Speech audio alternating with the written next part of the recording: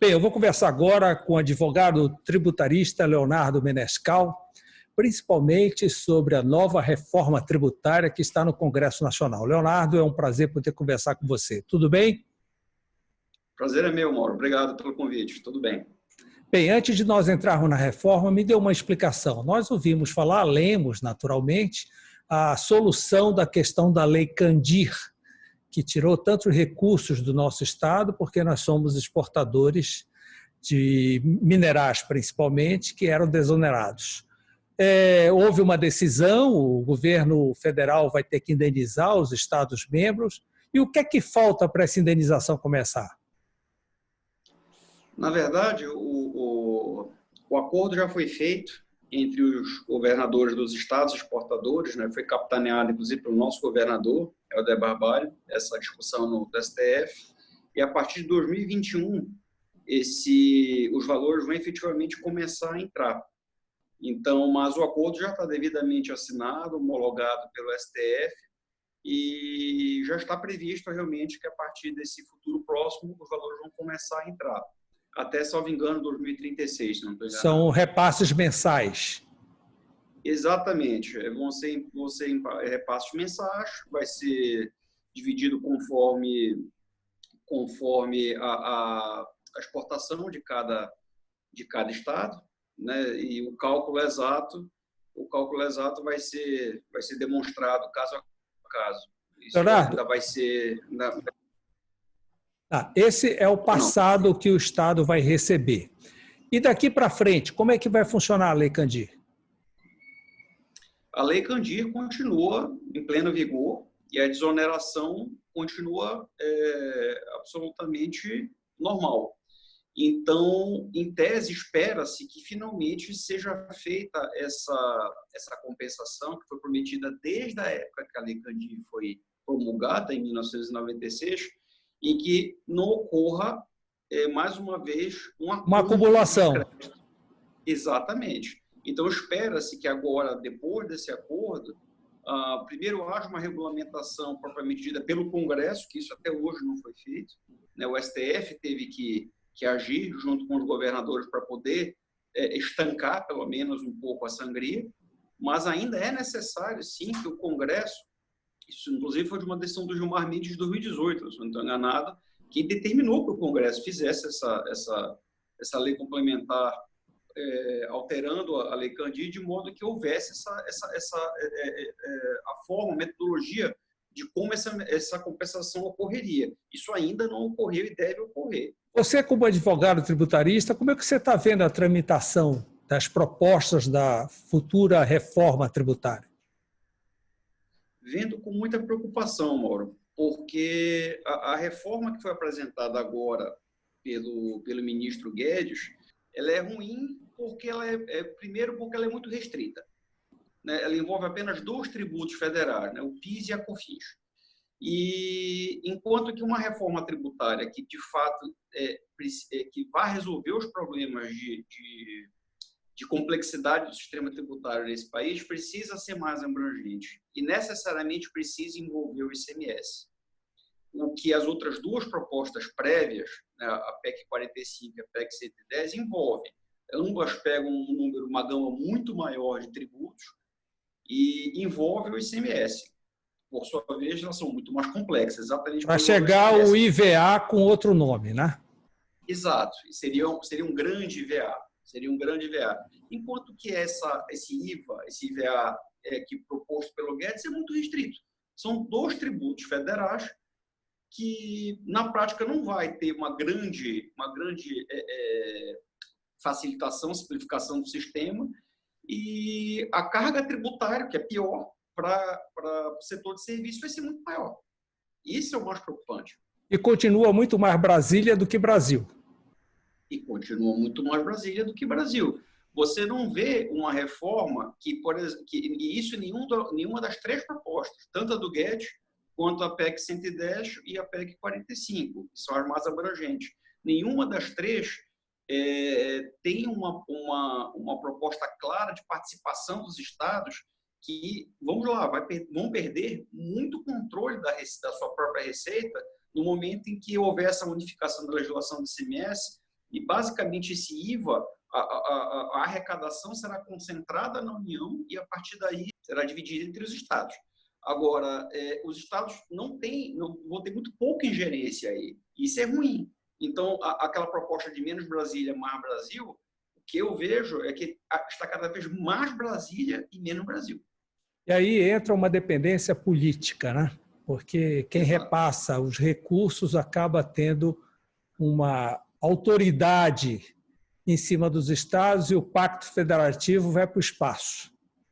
Infelizmente, o nosso Pacto Federativo, Mauro, que já está extremamente ao quebrado, já há muitos anos, né, com a concentração de receita tributária na União aumentando ano após ano, e as dificuldades dos estados, por sua vez, de cumprir com seus compromissos e as suas políticas públicas, cada vez mais difícil.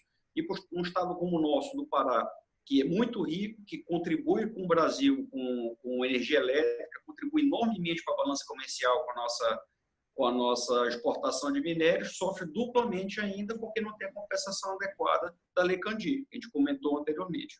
Agora, também acabaria com a guerra fiscal entre os estados, não? Muito provavelmente, porque na medida em que você tem uma legislação unificada de ICMS, e principalmente que o ICMS passa a ser cobrado no destino e não mais na origem, ou seja, no local do consumo, que altera a lógica do ICMS, que já deveria ter sido assim desde o início, você acaba cortando a metodologia utilizada pelos estados para fazer a guerra fiscal. Então, você quebra esse paradigma, consequentemente, fica difícil você fazer guerra fiscal se o ICMS passasse a ser cobrado dessa forma. O problema é isso passar no Congresso, porque é uma gama enorme de interesses aí no meio, né, especialmente dos estados mais ricos, Sul e Sudeste, para com os estados com menos desenvolvimento econômico. Sim, do Norte e Nordeste. Essa mudança de destino e origem é horrível para São Paulo, né? E seria bem melhor para nós. Exato. São Paulo sempre brigou contra isso e não vejo por que não vai continuar brigando. Também não é razoável você imaginar uma tributação, por exemplo, na gasolina tão diferente de estado para estado, né? Exatamente. Não tem a realidade, por mais que você tenha particularidades de cada região, o fato é que o Brasil é um só. O ICMS, a natureza do ICMS, ser um imposto sobre o consumo, ele deveria, a lógica dele é federal, sempre foi.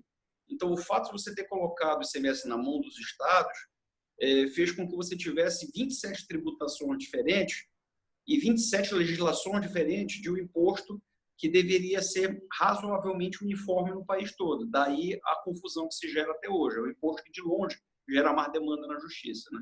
mais controvérsia. Esse repasse da Lei Candir, ela não vem carimbado para nenhuma área, não fica a critério do orçamento e do planejamento de cada estado, não é isso? Exatamente. Isso aí, como é imposto, a receita tributária de imposto, ela é não vinculada. Então, você não pode pegar essa receita e vincular a algo específico. Você deve gastar nisso, você deve gastar naquilo. Não.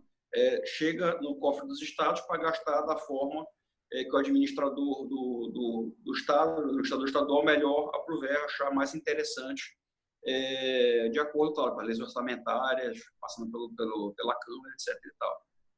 Pela Câmara de Deputados. Leonardo, e tributar operações digitais, virtuais, de uma nova CPMF chegando, qual a sua opinião? Eu acho um absurdo. Nós já temos uma das maiores cargas tributárias do planeta. Nós temos que pensar em diminuir a carga tributária e não aumentar. Você, num momento de pandemia como esse, em que os contribuintes estão lutando para sobreviver, e você pretende criar um novo imposto... Mas com a proposta de desonerar a folha e diminuir o imposto de renda. A proposta é ótima, só que até agora não veio nada concreto. A única coisa que veio de concreto foi a proposta do Guedes de 12% desse IVA, desse novo IVA federal. E para o setor de serviços é um desastre, porque como eles não têm várias etapas de tributação, é muito menos complexo que no caso industrial, da indústria, eles não vão ter como fazer essa compensação desse regime não cumulativo. E que você vai ter um momento que normalmente o serviço paga 4,5% para passar a pagar 12%, com dificuldade de se acreditar, sendo que é o setor que mais emprega no Brasil, disparado. Que é o serviço. Que é o serviço, e responde por 70% da receita no Brasil. Numa cidade como Belém, então, é quase 100. É quase 100. Como fazer isso num momento de pandemia?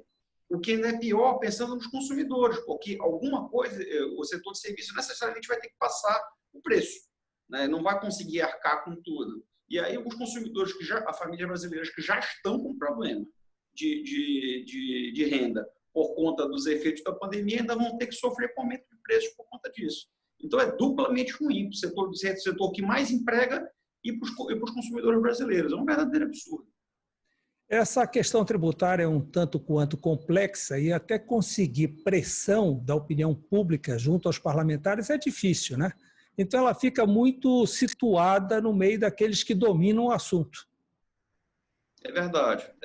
Mas, apesar de ser um assunto muito especializado, eu sempre achei que o direito tributário ele é um dos mais próximos do nosso dia a dia. Sim, mexe, mas a gente só vai ver, a maioria do povo só vai ver depois.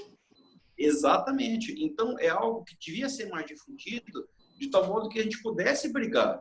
Entendeu? Essa reforma, da forma que está vindo, é difícil até de chamar de reforma do Guedes, porque é um negócio tão pequeno, essa primeira etapa, tão singelo em termos de abrangência, mas é muito cruel do ponto de vista dos efeitos. Entendeu? Então, mas você vê que a pressão é pequena, a pressão da mídia é pequena, a pressão da opinião pública é pequena. Então, eles acabam dominando, né? Infelizmente, mas não creio que eles terão tanta facilidade de passar isso na Câmara, não.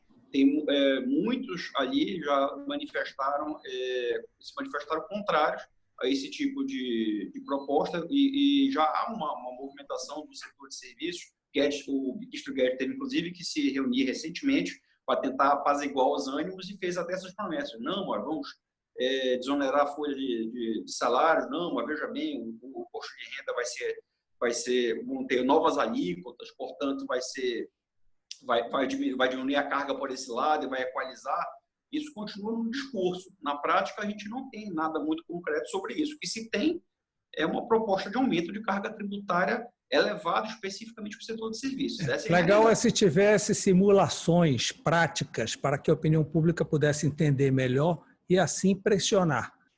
Nós não vamos ver nenhuma manifestação nas ruas, nós não vamos ver nenhum tipo de pressão em função da reforma tributária, o que é lamentável. Lamentável, porque mexe com a vida de todo mundo, minha, sua, de todas as pessoas desse país. E é algo que deveria ser tratado num fórum muito mais amplo. Entendeu? Não apenas entre políticos e os poucos especialistas da área de direito. Não, isso deveria ser tratado por todos, porque isso influi na vida de todo mundo. E esse país precisa muito de uma reforma tributária já há algumas décadas. O sistema tributário atual já nasceu errado. E só fez piorar ao longo das décadas, desde 88 até agora. É verdade. Advogado Leonardo Menescal, eu agradeço essas informações técnicas, mas muito bem explicadas para a opinião pública. Agradeço a sua participação nessa entrevista e no decorrer dessa reforma toda voltaremos a conversar sobre o assunto. Muito obrigado. Com certeza, Mauro. Eu agradeço também o convite e estou à disposição para novas conversas. Muito obrigado e boa noite. Grande abraço.